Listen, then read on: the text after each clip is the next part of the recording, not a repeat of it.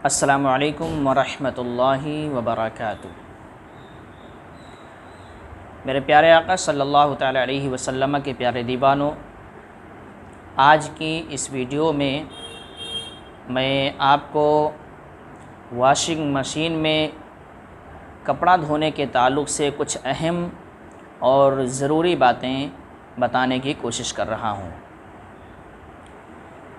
सवाल ये है कि अगर वॉशिंग मशीन में कपड़ा धोया जाए तो क्या नापाक कपड़ा उसमें धोने से पाक हो जाएगा या उसके लिए कोई और अलग तरीक़ा है, या नापाक कपड़ा और पाक कपड़ा दोनों एक साथ मिलाकर वॉशिंग मशीन में धो सकते हैं या नहीं धो सकते हैं, ये भी एक सवाल है।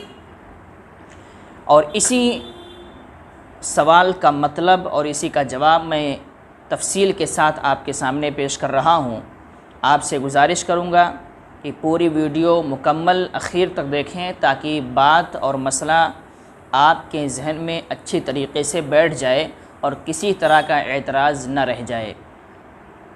याद रखें कि वॉशिंग मशीन में जो हम कपड़ा धोते हैं तो वॉशिंग मशीन का काम है कपड़े से मैल को दूर कर देना।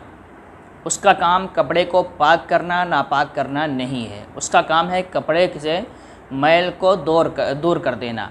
अब पाक करना नापाक करना ये एक आदमी इंसान पर मौकूफ़ है कि वो किस तरीक़े से मशीन का इस्तेमाल करता है और किस तरीक़े से नहीं इस्तेमाल करता है।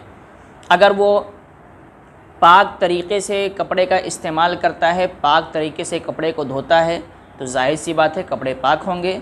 और अगर उसने कोई दूसरा तरीक़ा इख्तियार किया तो कपड़े नापाक भी हो सकते हैं। याद रखें कि वॉशिंग मशीन में जब भी आप कपड़ा धोएं तो तरीक़ा यही होना चाहिए कि उसमें जो भी कपड़े डाले जाएं वो सारे कपड़े पाक होना चाहिए। गंदे हों ये इससे कोई सरोकार नहीं है। जाहिर सी बात है कपड़े गंदे होते हैं तो ही धोए जाते हैं, लेकिन गंदे हों और साथ में पाक कपड़े हों तो उन कपड़ों को मशीन में डाला जाए और वो कपड़े जब मैल से अलग हो जाएं और वो कपड़े साफ़ हो जाएं तो उन कपड़ों को निचोड़ लिया जाए, पानी से खंगाल के निचोड़ के सुखा लिया जाए, वो कपड़े पाक ही रह जाएंगे। मसला यहाँ पर यह है और दिक्कत यहाँ ये पेश आती है कि किसी ने वॉशिंग मशीन में पाक कपड़ा भी डाल दिया और नापाक कपड़ा भी डाल दिया, तो अब क्या सूरत होगी। तो याद रखें कि जब आपने वॉशिंग मशीन में पाक कपड़ा डाला और उसके साथ में कुछ नापाक कपड़ा भी डाल दिया तो अब उस नापाक कपड़े की जो नापाकी है, जाहिर सी बात है मशीन में पानी में मिलने के बाद वो पूरे मशीन में घूमेगी और पूरे कपड़ों में मिल जाएगी नापाकी। तो अब जो कपड़े नापाक थे उनकी नापाकी जो है वो पूरे कपड़ों में मिल जाने की वजह से जो कपड़े पाक थे वो कपड़े भी नापाक हो जाएंगे। खुलासा ये कि अगर पाक कपड़े और नापाक कपड़े दोनों वॉशिंग मशीन में डाल दिए जाएं और धोए जाएं तो उसमें जो पाक कपड़े थे वो भी अब नापाक कपड़ों की वजह से नापाक हो जाएंगे, सारे कपड़े नापाक हो जाएंगे। होना ये चाहिए था कि पाक कपड़े डाले जाते और जो नापाक कपड़े थे उन पे जो गंदगी थी उस गंदगी को पहले से अलग से धो दिया जाता, यानी उस कपड़े को पाक कर लिया जाता, उसके बाद में वॉशिंग मशीन में डाला जाता। तब तो कोई मसला नहीं था कि जब गंदगी दूर हो गई, कपड़ा पाक हो गया, फिर वॉशिंग मशीन में डाला गया तो सारे कपड़े पाक हैं, कोई मसला नहीं होगा। लेकिन जब उसने पाक कपड़े और नापाक कपड़े को मिला दिया, वॉशिंग मशीन में डाल के मिला दिया गया, तो अब सारे कपड़े नापाक हो गए। जो कपड़े पाक थे वो कपड़े भी अब नापाक हो गए। अब मसला ये होता है कि उसको पाक कैसे किया जाए। तो याद रखें कि उसके पाक करने का तरीक़ा अब ये है कि हर कपड़े को अलग अलग 3-3 पानी से धोया जाएगा। हर कपड़े को अलग अलग 3-3 पानी से निचोड़ा जाए। मिसाल के तौर पर आप वॉशिंग मशीन में से एक कपड़ा निकालेंगे और पाक पानी लेंगे, उस पानी में अच्छे से उसको खंगालेंगे, खंगालने के बाद उसको पूरी ताकत से निचोड़ दिया जाए, फिर वो पानी फेंक दिया जाएगा, फिर उसके बाद दोबारा पानी लिया जाए और फिर उस कपड़े को उसमें खंगाला जाए, पूरी ताकत से निचोड़ दिया जाए, फिर तीसरी मर्तबा पानी लिया जाए पाक पानी और उस पानी में कपड़े को खंगाला जाए और पूरी ताकत से निचोड़ दिया जाए। तो अब इस तरीक़े से 3 मरतबा करने से कपड़ा पाक हो जाएगा।